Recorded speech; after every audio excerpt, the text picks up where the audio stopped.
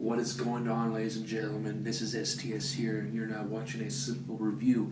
Special edition simple review, not really. I'm in a bathroom, bright lights, my son's in the guest room.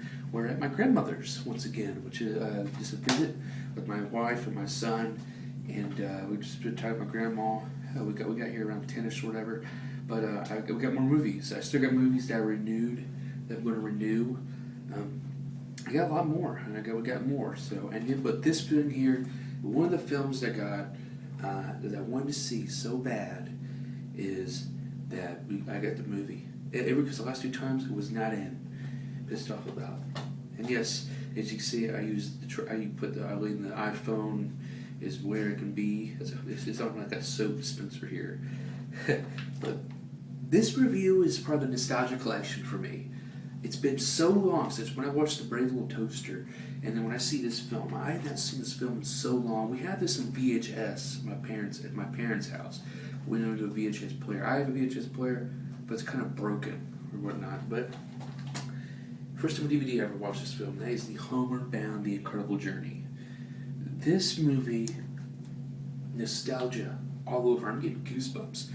This film, as a child, for me, was probably one of the best films that I ever had. I think, I don't remember, the only thing I can remember as a child in the 90s is that, I'm trying to think, because I have a depression real bad, and that didn't start until middle school, but first grade I was a hyper kid throughout the whole thing. But I think this film was made a lot of help.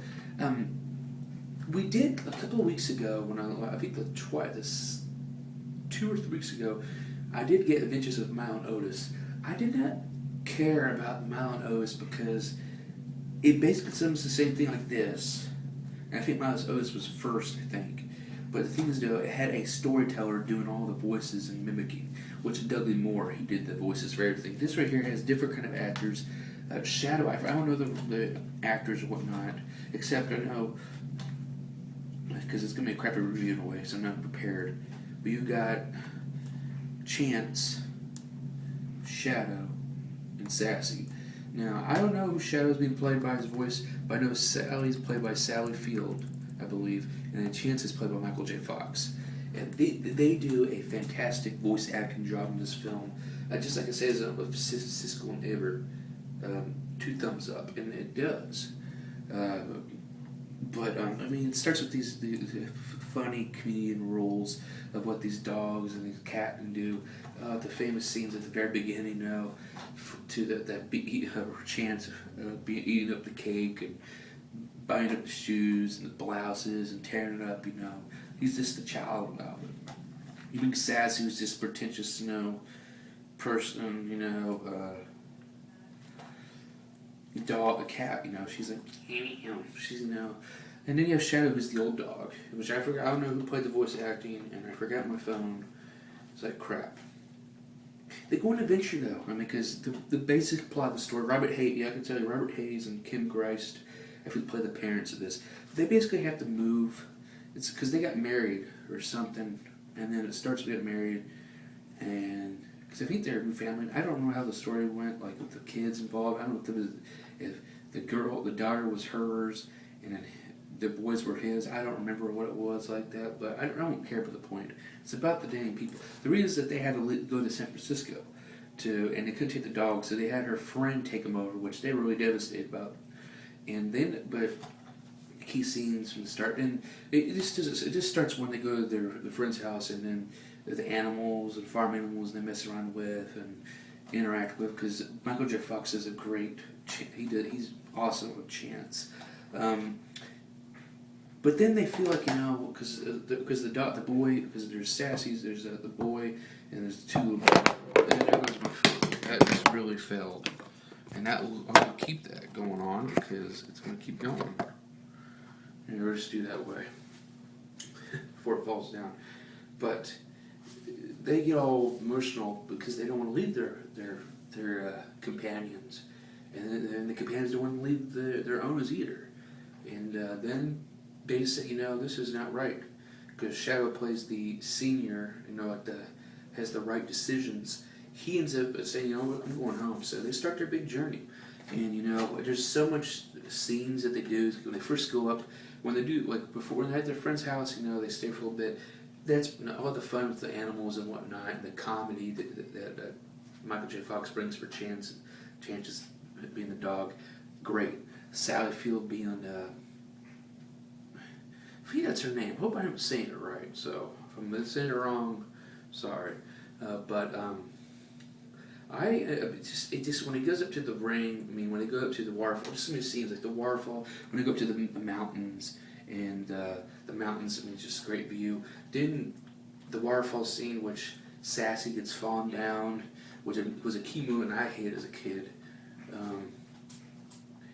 And then you have the scene where there are also scenes, you know, I'm not going to really still the play, I'm just going to give all the scenes that I would think was very critical in the film. Then they have a little girl that they just find out of nowhere, and let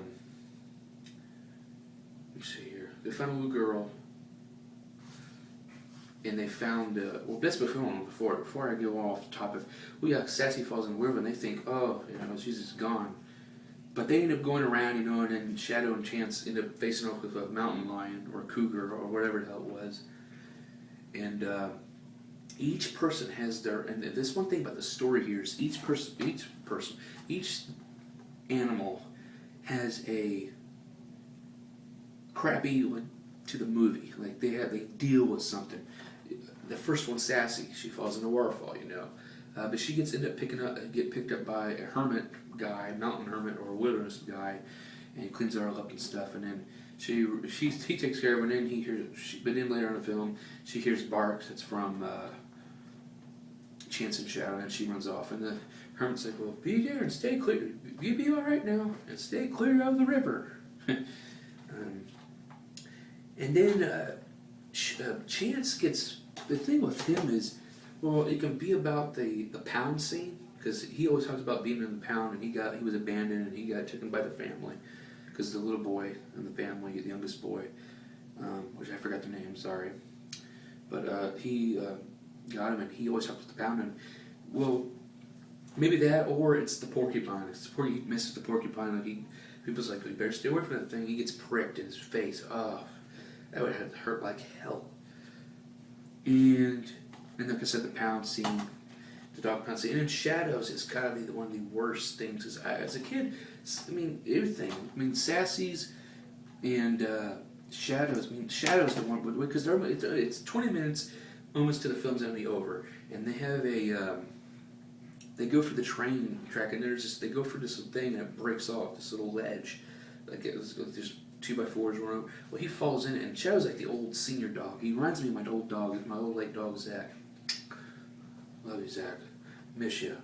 And I'm tearing up right now, just being emotional, just trying to keep it in, because he just reminded me of Zach, you know.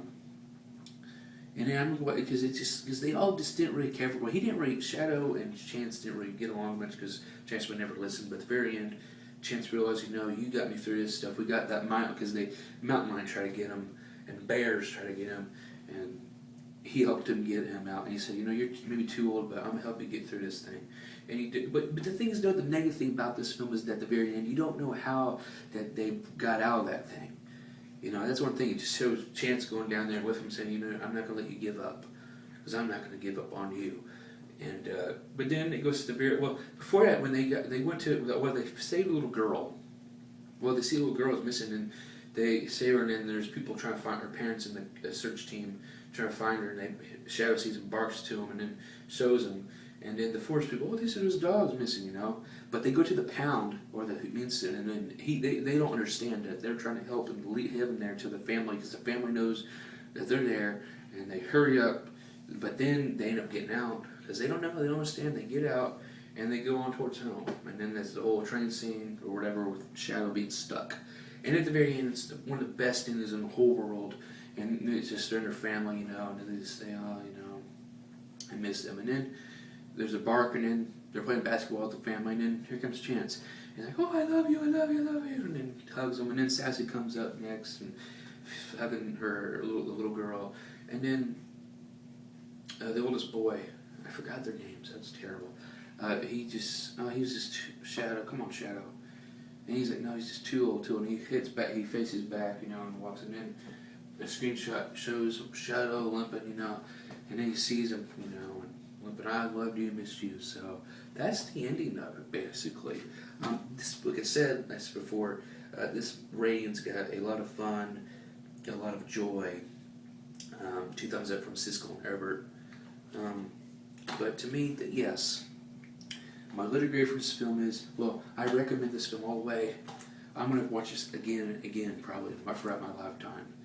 I like to show my son to watch this when he's older. He's 2. I mean, he watched some of it. He laughed some of the parts I was laughing at, but he's getting there. But I recommend this. Yes, rewatchable. Yes, rewatchable. I'll recommend it. Letter grade A+. A+ because it's nostalgia all the way, and I haven't seen it for a long.